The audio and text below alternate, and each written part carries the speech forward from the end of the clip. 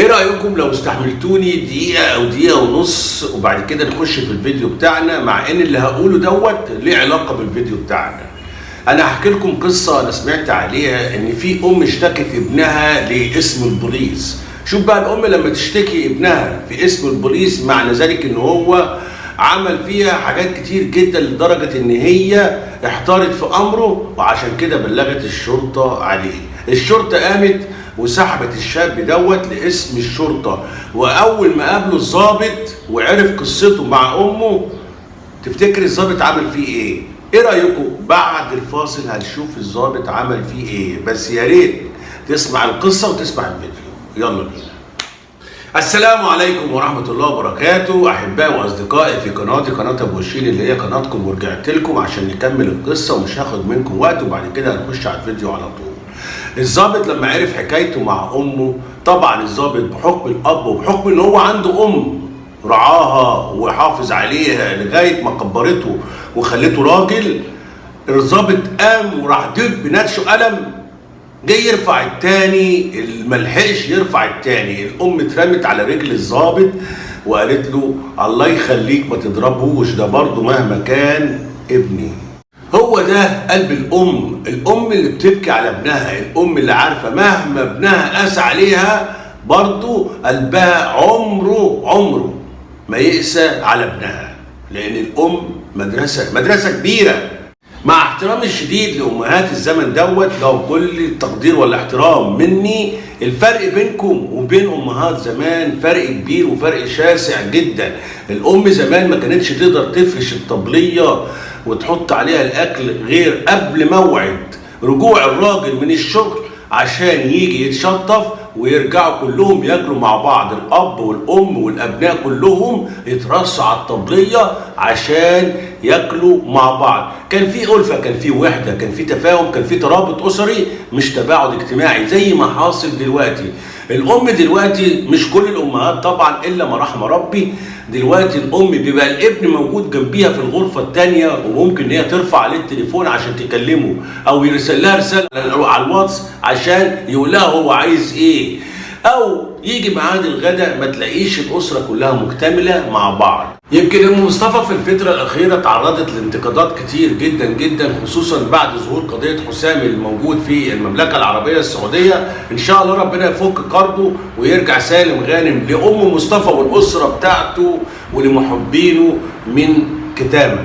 يمكن انا طلعت وضحت في فيديوهات كتير قبل كده ان الام عمرها ما هتقسى على ابنها، حتى لو ابنها قسى عليها، وهو ده اللي حاصل في دعاء ام مصطفى لابنها، ان هو يفك كربه في المحنه اللي هو فيها، وان هو يحنن برضه قلوب الناس اللي موجودين معاه، واللي يقدر يساعده بحاجه يقدر يساعده بيها، يبقى جزاه الله خير وخير وبركه من عند ربنا، وان ربنا احن مني على ابني، وان شاء الله ربنا واقف معاه، وان شاء الله ربنا هينصره في المحنه اللي هو فيها.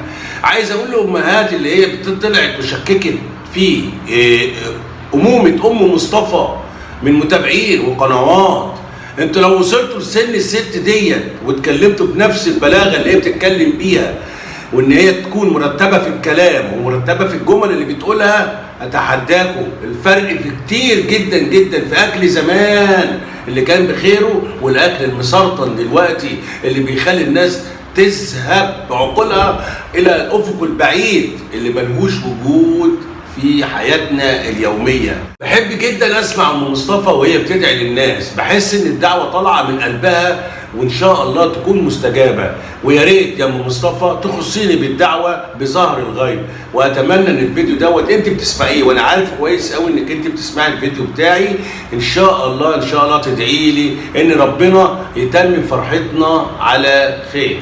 موضوعنا الثاني هو موضوع زايا داوود، والفيديوهات بتاعت زايا داوود في الايام اللي فاتت ولا اروع ولا اجمل من كده.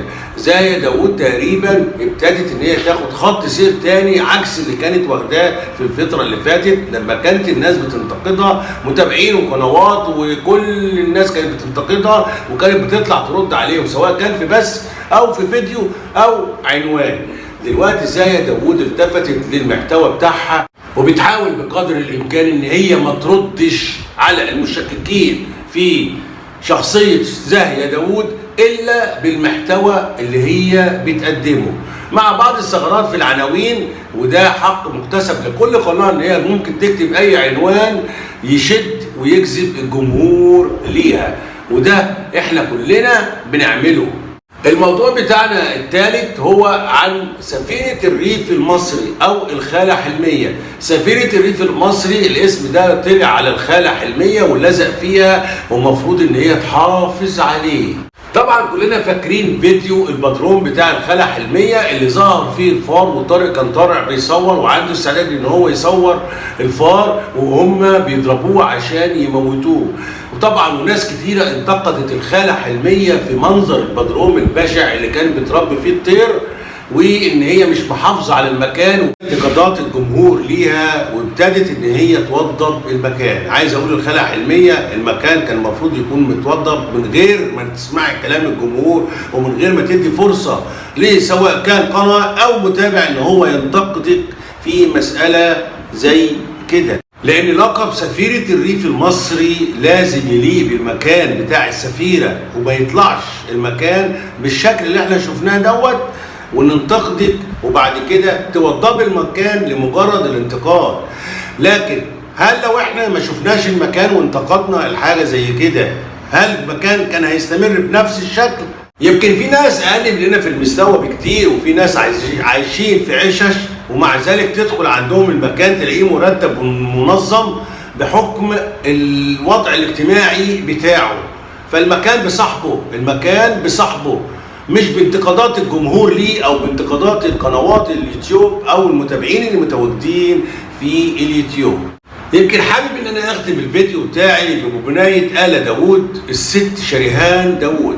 شريهان داوود من اول ما طلعت وانا تنبأت ليها بان القناه بتاعتها ان شاء الله هتنجح وهتكون من القنوات اللي بتحظى باهتمام المشاهدين والمتابعين وقنوات النقد كمان.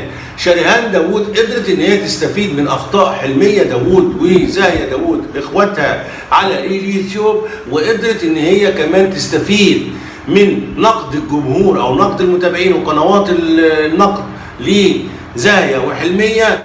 يمكن عناوين شريهان داوود في فيديوهاتها كلها تعتبر ملغمة، بمعنى ان هي بتكتب العنوان بتاعها بطريقه في شيء من الاحترافيه، في شيء من الذكاء اللي موجود واللي المفروض ان هو يتحلى بيه اليوتيوبر اللي موجود على منصه اليوتيوب.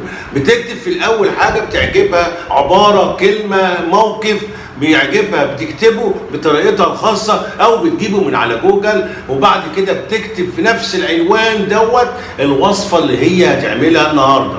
وده اللي كانت زاهية وحلمية ما بيعملوهوش.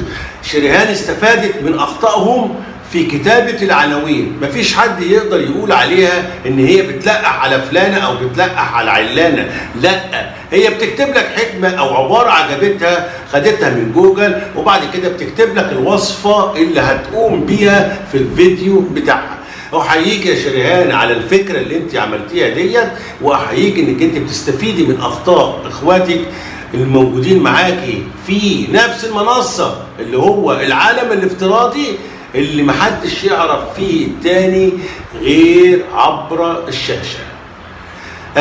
بكده انا خلصت الفيديو بتاعي، وان شاء الله يكون عجبكم، وان شاء الله تدعوا لي بظهر الغيب ان ربنا يوفقني في العمل اللي بقوم بيه. والسلام عليكم ورحمة الله وبركاته.